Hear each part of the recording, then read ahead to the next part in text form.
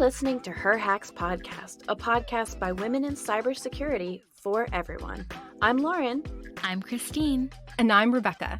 Today's episode is the first in our Hacking the Interview mini-series where we get you from resume to salary negotiation. Don't forget to subscribe so you don't miss the upcoming episodes. We want to break down the first stages of the job hunting process. This involves establishing your brand. Once you have an idea of who you are, you'll be better equipped to know what types of companies and positions you even want to apply for. This episode was created from our personal experiences, where we're going to share the tips and tricks that we've learned along the way. First, if you are a college student and you're looking for your first ever job, then this episode is for you. Second, if you're already established in your career, then this episode is also for you. The personal branding episode is a culmination of our 25 years combined job experience in the job market, and anyone can take something away from this.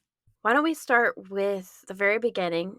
What is personal branding and why is it so important? So personal branding it's how you market yourself to build name recognition, and it's how you want people to see you. It's a way that you clearly differentiate your value and what you bring to the table. And as you continue to grow in your career, it's going to become increasingly important to really establish who you are, what you're known for, and a way to make yourself distinct from others. It's more than just having a good reputation. It is about establishing who you are at the core. I agree. I would say it's establishing your core competencies and your specialties. Yeah. I mean, you don't want to be the big box store, even though they have everything. You want to be a custom boutique that tailors to like a specific product or a specific clientele. And you might be able to do as much as that big box store, but people kind of know the experience they're getting from you and getting that like extra level of effort. And I feel like it really helps you stand out and it can lead to more opportunities. You might be at the beginning of your career and feeling overwhelmed because you don't know what you want to be known for, and that's okay. But we're going to teach you all of the different steps for how you can get started in your career, figure out what your personal brand is, and figure out how to pivot if you want to change into something new. Yeah, you definitely don't need to know your personal brand from day one. It's something that you build over time as you get to know yourself better. You get to know what your interests and your passions are. And it's something that you can kind of tweak based on your career goals and your career trajectory. Your personal brand is always updating and staying relevant, staying modern. You're not like going out and maybe reinventing yourself every 5 years, but you're keeping your brand relevant to your job, to your position, and to your responsibilities and things like that. And that really helps people build trust in you because they know who you are, they know what you stand for, they know that you're fluid. And then when people look you up, because let's be honest, anytime you're doing anything in a professional world, I feel like there's some amount of researching or stalking or looking into other people. It's like very easy to find your narrative and you're controlling that narrative about yourself, and you get to kind of set the tone, set your story, and tell people who you are. Yeah, that's a really good point. I feel like lately job recruiters have been reaching out to people online trying to fill roles. And I know that that's how me and you both found our latest roles. We were, I don't know if the word is solicited. Sniped. But Approached. yeah, we were approached, and it's important that you build your brand because you don't want to be approached for roles that you're not interested in, because otherwise that's just going to kind of fill your inbox. So if your brand is really clear, then recruiters are going to reach out to you for jobs that you could be really excited about. Yeah, and it makes it easier to get that perfect fit faster. So you're right, it is a total time saver there as well. Yeah. So now that you know why it's important to have a brand, how do you actually create your brand? How do you actually establish it? And unfortunately, you're going to have to do some work. It's going to take a lot of self-reflection. And we at HerHacks have a couple of questions maybe you could reflect on to start getting the juices flowing. So something you should reflect on is, what are your experiences? What are your skills? What are your career goals? And really, what are your interests? What kinds of things do you want to do with your life? And then another thing is, what is the job market that you're interested in? And what are the competencies that they're even looking for? And how do you have those competencies and where have you built them? Another thing is having like some kind of elevator pitch. So, what are the important takeaways that an employer should know about you? Like, who are you? Can you say who you are, what you want to do in a quick little 15-second to 20-second breakdown? And what are you looking for in a company and position in general? Yeah, and I think kind of the first way to tackle the first thing on the list is how your experience and skills and goals and interests like align with the job. You really need to know yourself. Yeah. Like I think that is the most critical part of establishing your brand because you can't have an authentic, genuine brand if you're pretending to be somebody you're not. So it's really important that you know what makes you you. You need to know like what your core values are, what are your current strengths, and then also what are your potential strengths? Like what is an area that you want to grow and build on over time and maybe you can target your brand that way. You should also be aware of your weaknesses and your bad habits, and you should know how they can help you and how they can hurt you. And then I think it's very important to identify interests, desires, passions as they come up. I know we said a couple times that this can change over time. So just kind of keep checking in with yourself, seeing how you're growing and evolving, and really making sure your brand is staying true to you because you're not going to be able to pull off a brand that isn't who you are or that feels foreign to you or makes you feel like an imposter. Yeah, you don't, and also, don't be fake. So Yeah. don't try to be someone that you're not. It's not about, who you want to be necessarily. It's accepting yourself as you are and coming as you are. And then also you kind of want to know what your audience is too. So if you're kind of trying to give it like a elevator pitch or a summary on like what your brand is, it might differ from like a technical audience versus HR versus your mom, so or your friends. So there'll be different points you kind of want to add depending on who you're talking to. Hmm. That is true. And it's okay to have aspirational desires and to kind of know what you're good at now and what you might want to be good at in the Hmm. future. I remember I applied for a job after talking to a recruiter. And I said that I really wanted to be a red team operator, but I didn't have the experience because I was going to be a brand new recent graduate out of college. And he said, okay, I think you should apply for the red team analyst position and say that you aspire to be a red team operator so that they see your drive. And I think that ultimately helped me get the role because Hmm. they knew that I was driven and really interested in the topic. Something else that I've noticed, just like in my most recent job search, is sometimes I don't really know what I'm good at. Hmm. And it's hard for me to identify what I want in a job or what's important Hmm. to me. So, talking to a really close friend and saying, "Hey, what do you think I might look for in a job or what do you think I might enjoy?" can actually be really helpful. Yeah. And also to caveat off of what you said, Christine, your brand is going to continually change and move over time. It's dynamic. So there's like an evolution from your aspirations to as you are now. And you kind of are the arbiter of your own destiny here. So you can kind of create the path, the trajectory you want to see Hmm. yourself progress in your career. Yeah. And you can use your own personal story to really sell it. For example, when I was really early on in my career, I felt like my brand was really a lot about growth and learning and trying to figure out my career direction. So I don't have a computer science degree, but I was in a computer science software role. And so the way I would tell my story is I have a lot of hands-on experience. I need to broaden that and just get more exposure that I didn't have in school. So I'm going to be really focused on learning and growing and building skill sets and trying a little bit of everything with the goal in mind that in a year or two, I can focus in more on what area of software or cyber I want to focus on. And that's who I'm going to be for the next 2 years. I'm going to be this student. I'm going to be taking on a lot. And then, kind of the next stage in my career, once I had picked where I wanted to focus on, my brand was okay, I have narrowed down my focus. Now I'm going to get really good at it. And so I'm not trying everything, I'm being very intentional with the skills, the projects, the things that I'm taking on to the extent that I could control that. And that was kind of how I began to shape my brand and say, this is who Lauren is, this is what she's good about. And then as that came along, it also evolved into, this is what I care about, this is what I'm known for, this is what my standards are.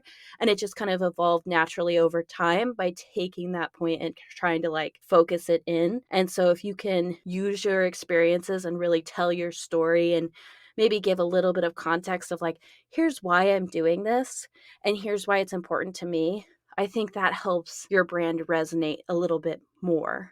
Personal brand is important. We know why it's important. But whether you're straight out of college and you're trying to figure out how to build this brand, or you're going towards your second, third, your fourth career change, it's always important to do research to see how that brand fits in with the different companies you're looking at and how you can tailor your brand to the specific audience and the specific role. You know, you might have a different take for a government contractor versus a nonprofit, small startup. So let's talk a little bit about how you do that research and how you can use that research to really refine your brand, set the tone for the interviewing process. Yeah. So, I mean, you're probably going to start when we want to research the organizations you want to work for. You're probably going to start online. So, you're going to want to look up different companies and to take a look at their mission. What is their mission? What is their vision? What are their values? And do you have a sense of what the culture is? And could you see yourself working there? Could you see yourself fitting into that? Do you want to elevate the world's consciousness? You're right. With WeWork. Do you want to work in public or private sector? That's a big question. Or maybe you're interested in both. Are you looking for an established company, or would you prefer that hustle culture, that startup life? You may already have a company in mind coming into this. So I want to pose a question to my co-hosts. Do any of you have companies that you dreamed of working for at a young age? I don't. No? You never No, did? not really. I know that that's kind of weird for tech, No. but for me, I am more interested in the work that they're doing and the tech stack, that the company is like somewhat ethical. Yeah. There's a few companies that in college I thought, oh, it would be cool to work for. But now, as I know more about how they treat their employees, I know more about work life balance, and I just know more about how they operate and how they treat their employees at every level, that I'm like, I'm not as interested in working for you.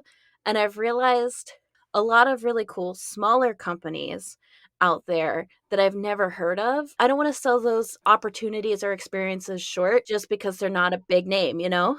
Because there's something absolutely to ground floor helping build a program Mm-hmm. at a company as opposed to joining an already established one that already is huge and they have everything running a certain way.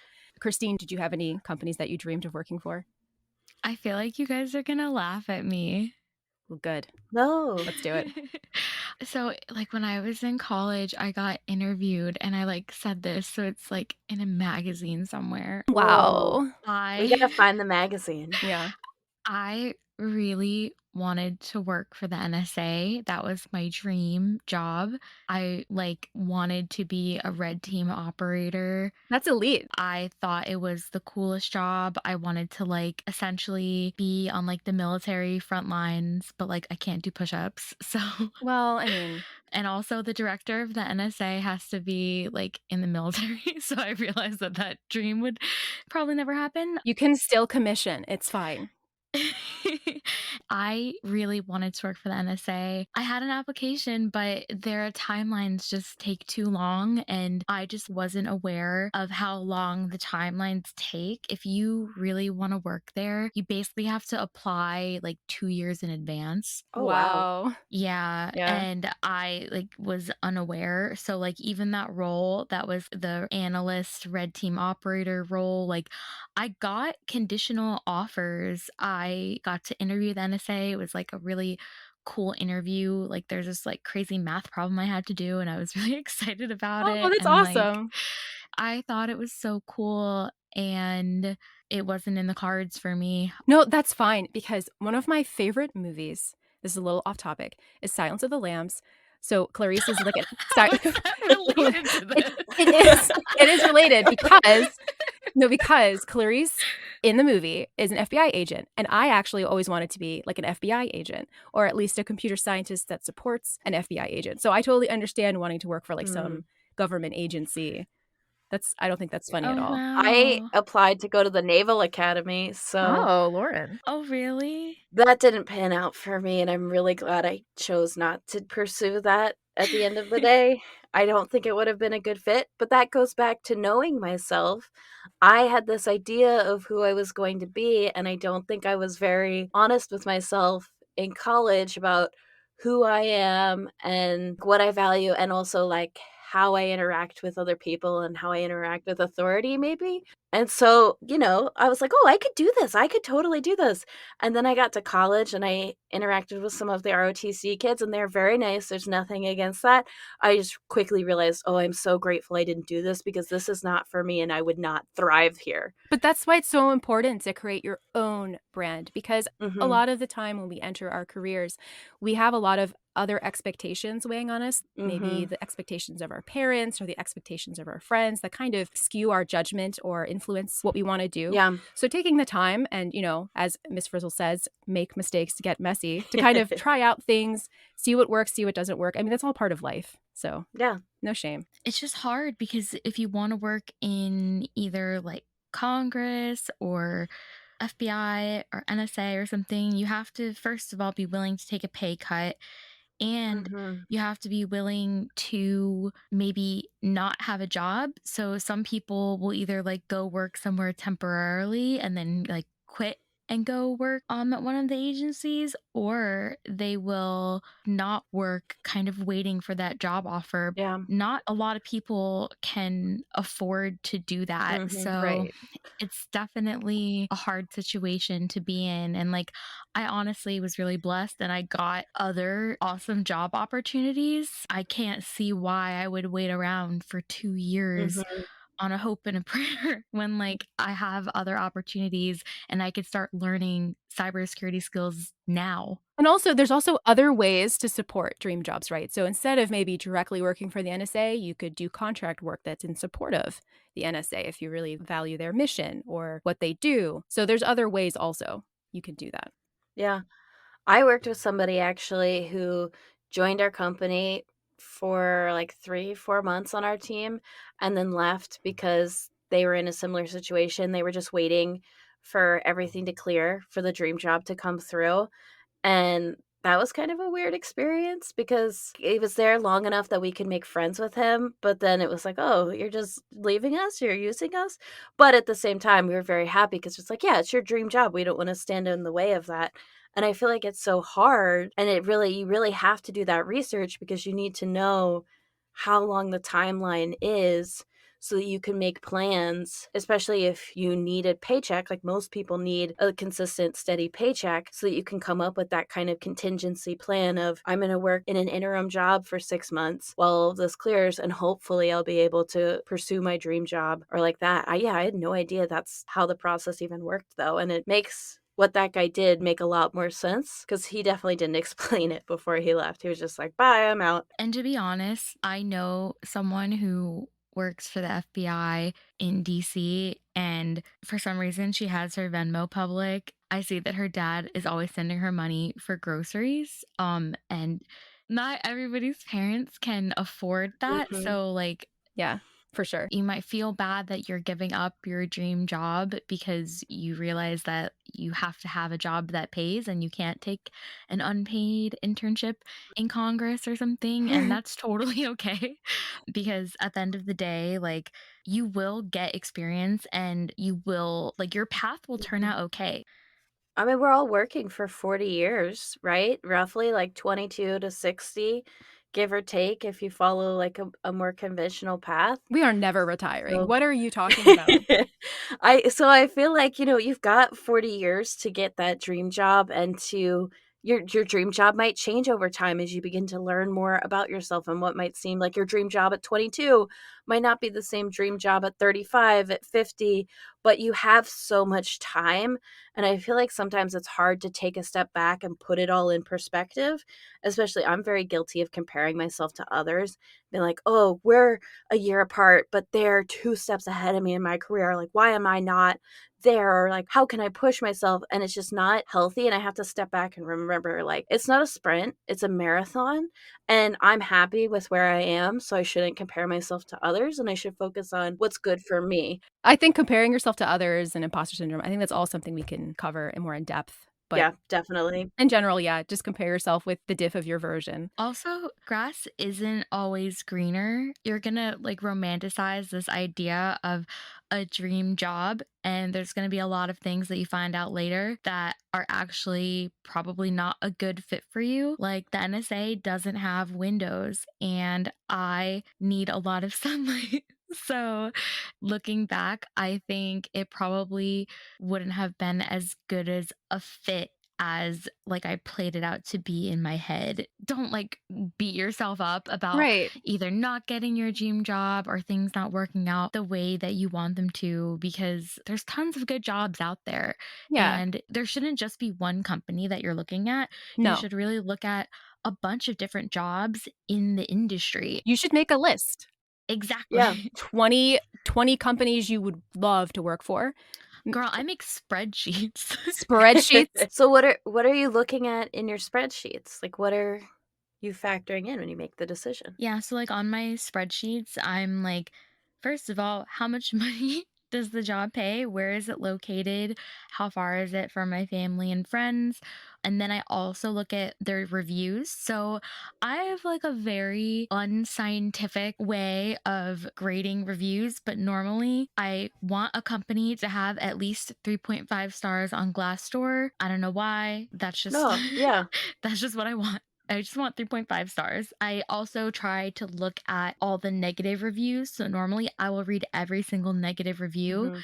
because even though sometimes it can be disgruntled employees, every time I've read negative reviews, they've always held multiple Yeah. kernels of truth. Or you can find themes if you read enough of them. Like, there was one company I was researching, and I found like 5 or 6 negative reviews that were all different, but the underpinnings were people of color have a hard time moving forward in this company, and minorities, like, don't do well because it's so small and it's hard to move forward. And so to me, it was like, okay, that doesn't jive with who I am. That's not a culture that's appealing to me. So this can come off my list. Even though there were a lot of great things about it, it's like I kind of have that gut check. Absolutely. And I think what both you, Christine, and Lauren are saying is what's important to you to look at is, what is the culture like at the company? Are they well revered? What is the word on the street? What are the rumors? Do they have a quirky CEO or founder that Yeah. posts a bunch of memes on Twitter?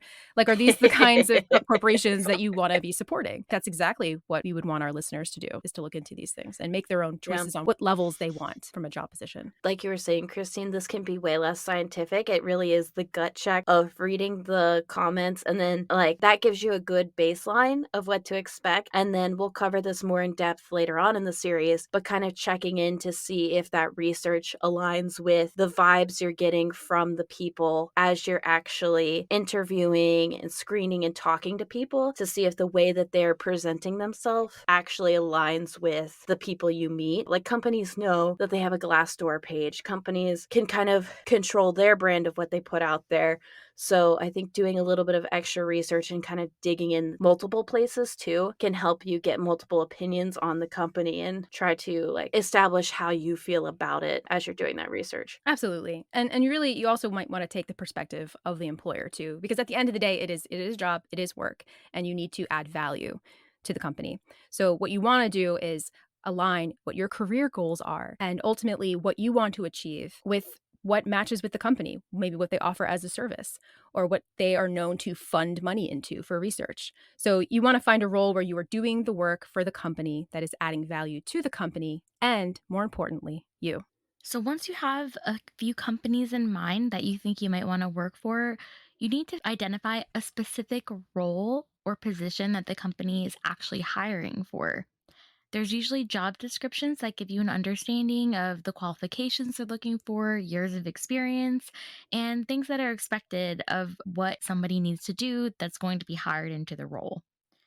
I remember when I was first applying for jobs, I actually really struggled to figure out what kind of job I wanted to apply for because I just had no idea what people actually did in a job. So, even in my internships, I think that was one of my biggest mistakes. I didn't do any cybersecurity related internships and I wanted to have a cybersecurity job.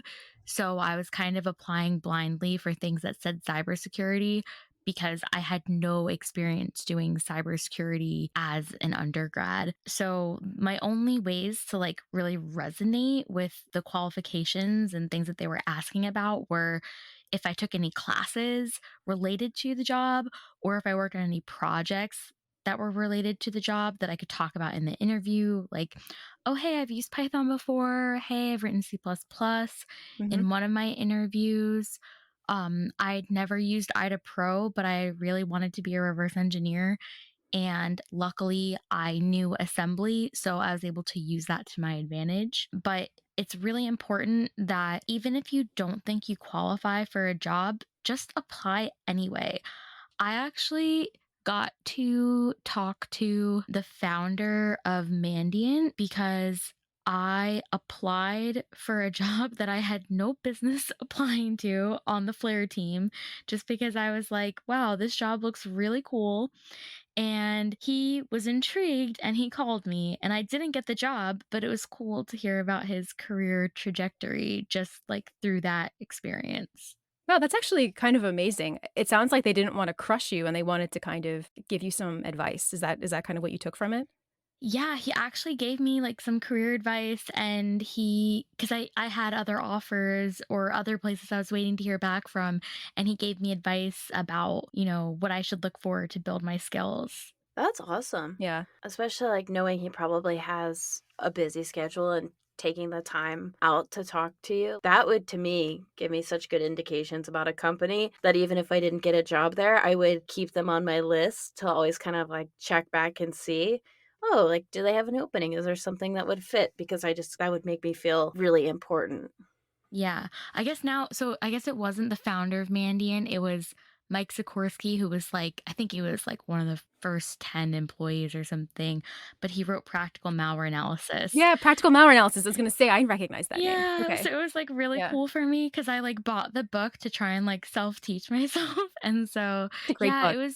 it was a really cool experience. But I almost didn't apply for the job because I knew I like had no business applying for it. But then I don't know, I think I had like gone to some webinar that was like women don't usually apply for jobs that they actually are qualified for and women usually have to meet 80% of the qualifications before they feel comfortable applying whereas men only feel like they need to meet 20% of the qualifications and they'll apply and in reality most jobs are listing minimum requirements and then their dream requirements, or sometimes recruiters are just copying and pasting a whole load of requirements because they have so many positions open that there's requirements for multiple jobs all in one requisition. So there's no way you actually know everything in that requisition. Absolutely. I see that on Twitter all of the time where it's like an entry-level position that requires 4 years of experience and a CISSP certification, which is the Certified Information System Security Professional certification, and that's like mid-level career stuff that you would typically try to get that. It's not like entry level. You don't necessarily come out of college with like an undergrad degree attaining that. Advice to the people who say that and complain about that on Twitter,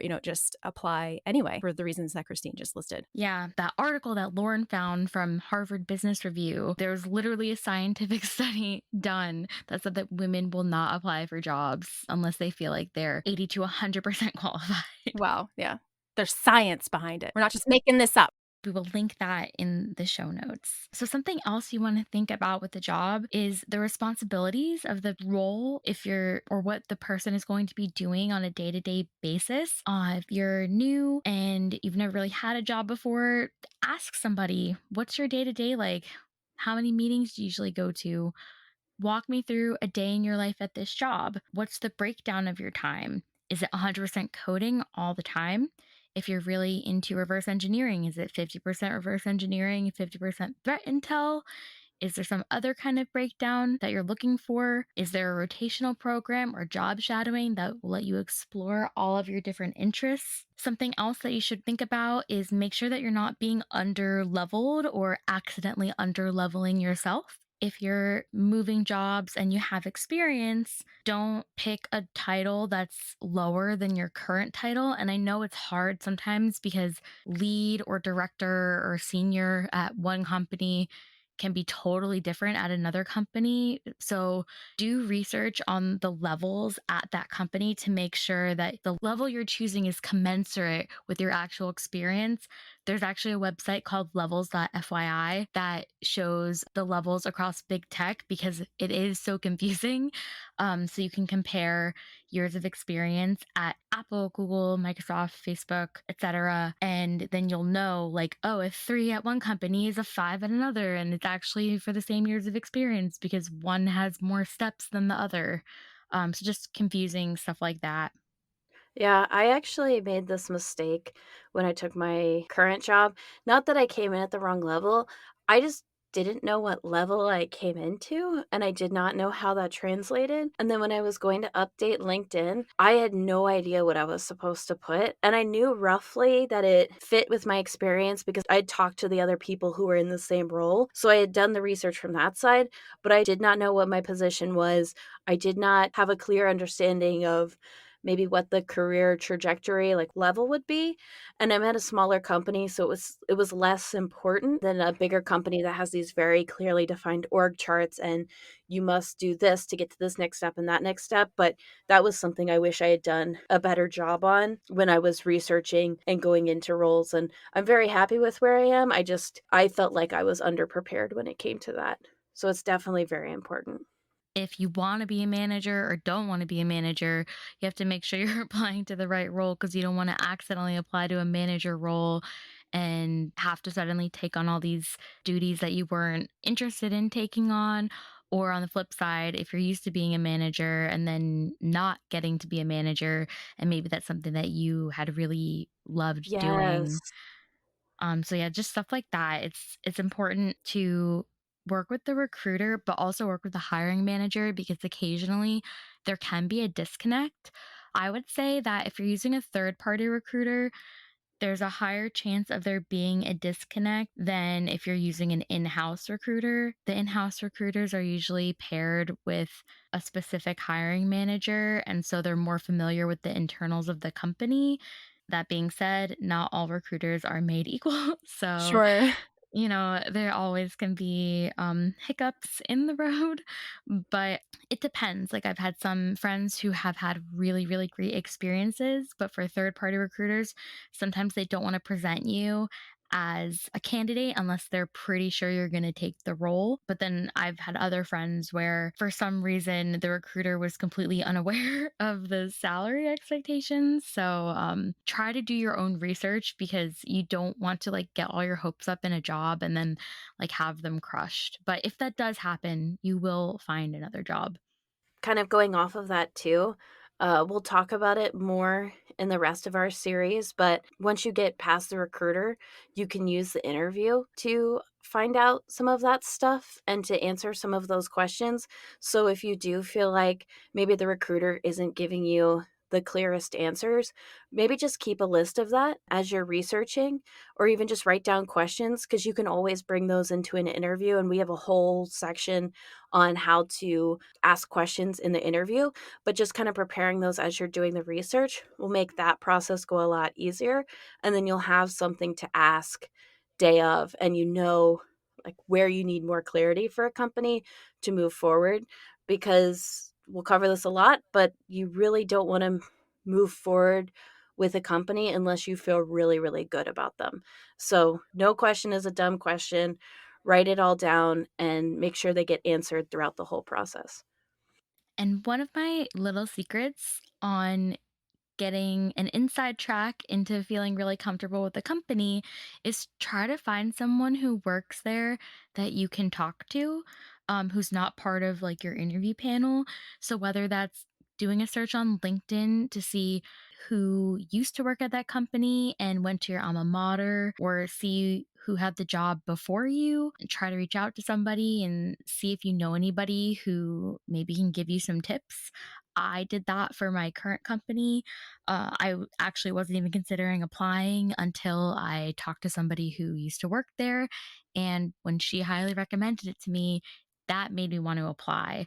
So use all of these research tools to your advantage and don't be afraid to just, reach out and talk to people. Worst case scenario, they won't reply. I love how bold you are, Christine. That would not cross my mind, or if it would, I would be too scared to do it. And I know that's like one of my weaknesses that I need to improve on, but I just really admire that because it's a hard skill and it's something that like might not come easily to everybody, but I think it's really important and I wish I were better at that. No, like, Christine has no fear and no shame, and she will just cold I message think it's because I anyone. do it so often that, like, now it's just like I don't even hesitate, probably to a fault. If I have something to say, I'll just, like, say it. Like, Elsie from Love is Blind, when she was posting about how Mark from Love is Blind had cheated on her, and I had been cheated on, and so I was like, "Oh, I'm gonna share these, like, resources with her to make her feel better and give her this really cute, like, quote thing that I had just seen in a TV show." And we started talking and stuff. And then she told me some like tea that ended up coming out like later in the reunion thing. But I found out like, Mm. 1 month before the rest of the world exclusively. Oh. um, Inside scoop. I don't know. It's just like it's just nice to like kind of connect with people, and especially during COVID, I think I started doing it more because like if you see somebody's like feeling sad about something or upset about something, I'm like, oh, let me give you some advice. And then I kind of hope that it's like good karma and that somebody will like do it for me in the future. Yeah. Oh, so it's for selfish reasons. That's what it No, but actually is. it's so true, Christine, because I've had people reach out to me before, and I've always felt, like, so happy to help, and I never ever considered that me sending a message could make somebody else feel good until you just said that, and I really enjoy helping. Wow, you're, like, changing my whole perspective on this, and now I'm gonna go cold call, like, 15 people. It's just kind of like, put out good vibes in the world. We need all the good karma we can so that we get these interviews and callbacks on our resumes. Thank you so much for listening to Her Hacks Podcast. Follow us at Her Hacks Podcast. That's Her Hacks with an X for execute permission on Twitter, Instagram, and TikTok. Don't forget to subscribe anywhere you listen to podcasts so you don't miss a future episode drop. And please leave us a star for each of our lovely hosts, that's 5, with an encouraging review. Click the join link for our Discord in our show notes or at herhackspodcast.com. Let us know what you think about this episode and also engage with me and all the other hosts. Yeah, you just said it, so just say it again. Oh gosh. Say it in the podcast way.